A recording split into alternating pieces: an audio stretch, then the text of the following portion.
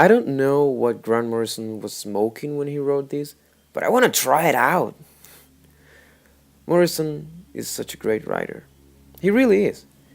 When I tell you that this Superman story is my favorite interpretation of the character, you might see it as, oh well, another Morrison fanboy. Well, let me assure you that that is not the case.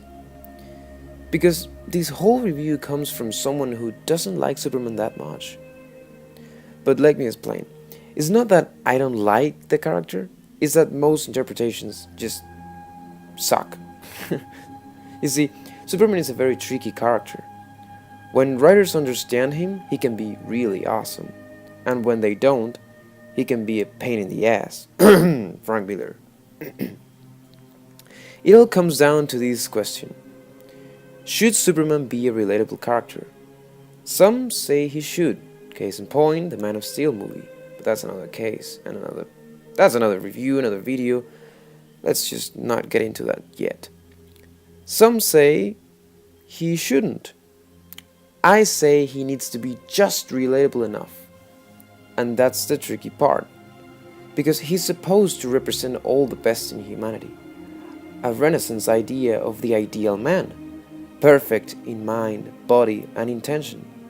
But at the same time, he needs to be humble. He needs to be self-aware that even with all his powers and how close he is to being a god, he is not one. That's what we get in All-Star Superman.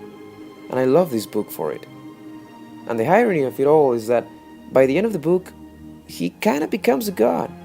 But it depends on the reader to decide, and you kind of buy it as he has become so much more, he can't be among us anymore. So it's because the point of the end is that the balance is broken and he needs to restore it. See, there's so much symbolism in this book, I could go on and on for days. For example, this book is 12 issues long, representing both the 12 months of a year and the 12 hours of a day. Time, of course. Time is what Superman is running out of. This story is basically Superman's last grand adventure. How and why is up to you to discover. I won't spoil it, but I will talk about the symbolisms for those who have read this and those who haven't, but still want to be looking for them.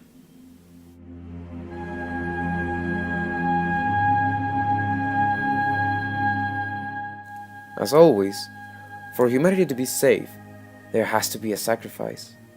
And just like all of our religious idols, Superman goes and does the ultimate sacrifice. Because he believes we are worth it.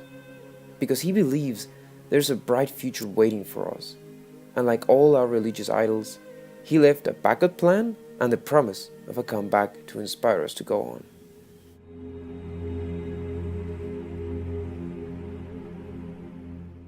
For those who captured Giovanni Pico della Mirandola's little cameo, I salute you.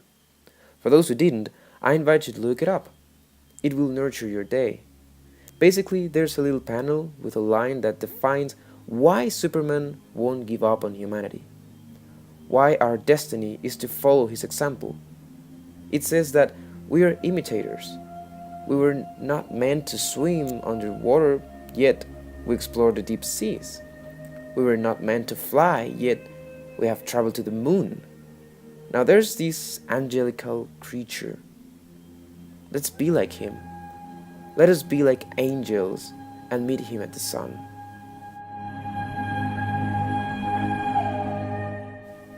I recommend this book in every possible level. It works every time. When you're sad, it will cheer you up. When you're too excited, it will remind you to be humble. When you're in a rush, it will teach you to slow down and enjoy the little things. And overall, it will show you that no matter how dark things can get, there's always a way. Thanks for watching, and see you next time.